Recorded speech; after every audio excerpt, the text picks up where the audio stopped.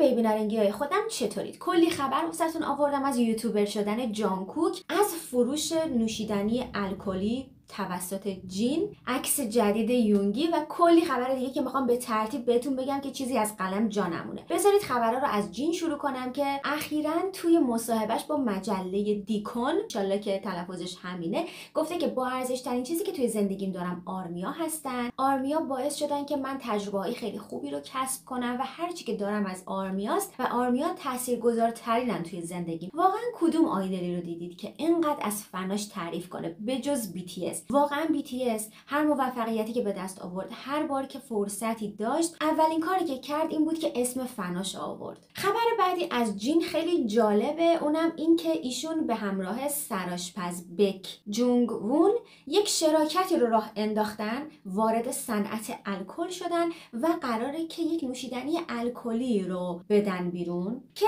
واقعا این کار توی کشورهای کاملا اوکی هستش. میدونم توی ایران این چیزا جرمه و طرف میره زندان اگه بخواد همچین کاری بکنه، ولی نگران نباشید توی کره جنوبی و خیلی از کشورها این کار اوکیه و اصلا یه راه درآمد براشون و مشکلی براشون پیش نمیاد و اینم نشون نمیده که جین آدم بدیه. این اصلا یه شغله توی کشورهای دیگه و واقعا میتونن یه شرکت داشته باشن یه همچین چیزی رو تولید کنن و بفروشن. حالا آرمیا یه سریشون میگن که ما چجوری میتونیم این چیز و این نوشیدنی رو بخریم، یعنی آنلاین شاپا میارن یه همچین چیزی رو مثلا آلبومای BTS ما بتونیم یه همچین چیزی رو هم تهیه کنیم یا نه. که باید بگم نه بچه‌ها، توی کشور ما غیر قانونیه و ما اصلا همچین چیزی رو نمیتونیم بخریم. میدونید چی میگم؟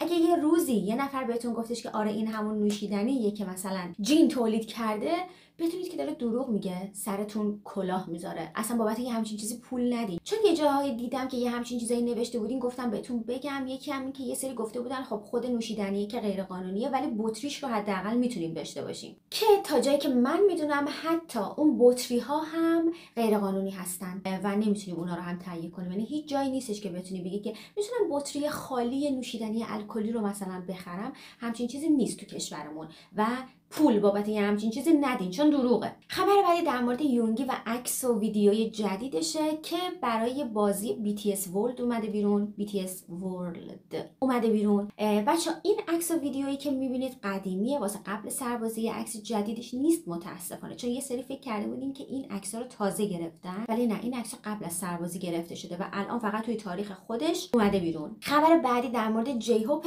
که 5 میلیون وون به هوم تاون دونیشن زادگاه خودش تقدیم کرده، هدیه داده.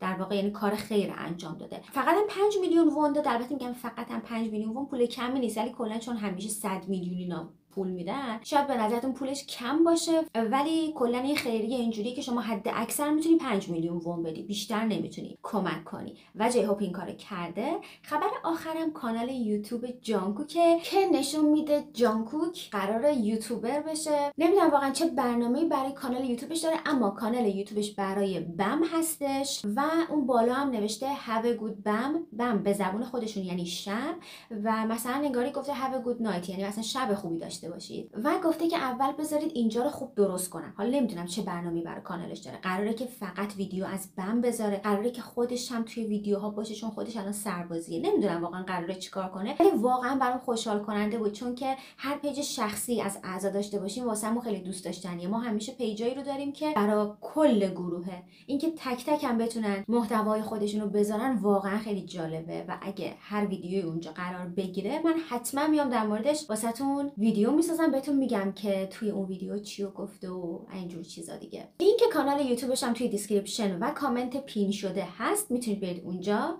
و کانالش رو سابسکرایب کنید، زنگولش هم بزنید بچه‌ها که وقتی ویدیو میذاره سریع نوتیفیکیشنش رو گوشیتون بیاد. کانال منم سابسکرایب کنید، زنگوله رو حالت آل بذارید چون که منم کلی خبر دست اول دارم براتون که وقتی ویدیو میذارم شما سریع میتونید بیاید اون خبر رو ببینید. حتما نظرتون رو واسم تو کامنت ها بنویسید. اگر هم نمیدونید چی بنویسید همین که بنویسید BTS forever، بم فوراور، آرمی فوراور یا هر چیز دیگه ای اوکیه. همه کامنت ها رو میخونم دیگه. همین، عاشقتونم تو ابد و تا ویدیوی بعدی. خدافظ.